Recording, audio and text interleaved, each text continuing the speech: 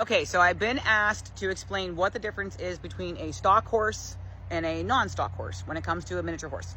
So I'm going to use the very much simplified version of what this is. There's other aspects of it that are true, but just to simplify it for people who are not horse people, I want to use these as examples here. So these babies are about the same age, and obviously you guys know Tallulah, and then you know Curtainsville, and then you probably know Frenchie's Colt.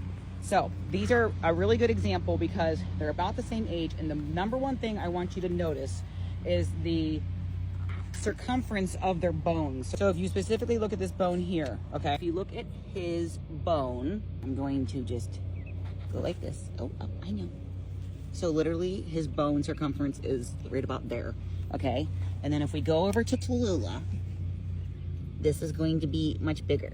So much bigger. And also the size of her knees, the size of her hoof, and then this one as well. Now she's not as freshly clipped as Tallulah, so that does make her look a little bit thicker, but she's got some thicker bones like Tallulah does compared to Frenchie's Colt. That is one major distinction, is that a stock horse is supposed to have more bone to it. Now the other thing that you'll typically see in stock horses is they are just a little thicker through the body, a little thicker in the neck, and they just overall just have more what we call substance to them. Now it's hard to compare with babies. You can see with Frenchie's Colt, I think you can tell he's just a slight little baby. He doesn't weigh that much. He just is very refined, whereas Tallulah and Curtainsville just have what? More Tallulah. There's more Tallulah to love. And that's what we love about it. And more of this to love as well. Oh, and if you look at Cody, for example, this is Tallulah's mom. So Cody, I think this probably conveys in the video. There's just a lot more of Cody to love than some other ones. So like, for example, Frenchie. Frenchie is just, I guess she is shorter, but she's also less horse. And even Curtains is less horse than Cody is. See Cody? Cody big girl. Cody thick girl. Curtains not thick girl.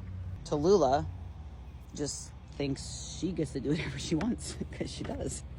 So that is basically the main difference between a stock horse and a not stock horse. And when we say not stock horse, we call them open type horses. So an open halter, which just basically means like our regular halter classes. The stock classes did not used to exist in miniature horses. All we had was the regular halter classes. And I don't exactly know, maybe somebody in miniature horses can comment on here, and if they know, I don't know when stock classes, Cody, my goodness, you just knocked her over.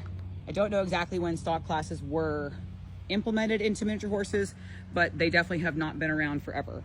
I think they were a phenomenal addition because I think there's definitely a place for it because, you know, we have thicker girls like Cody, and even though she's a thick girl, she's a beautiful girl. I mean, look at her. She's gorgeous.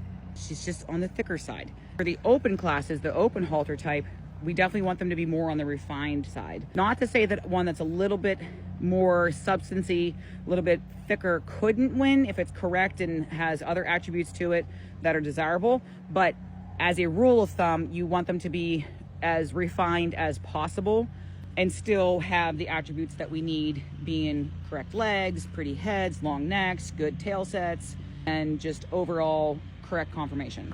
Let me know if that kind of explains the difference between stock type and not stock type. And you have more questions, just let me know.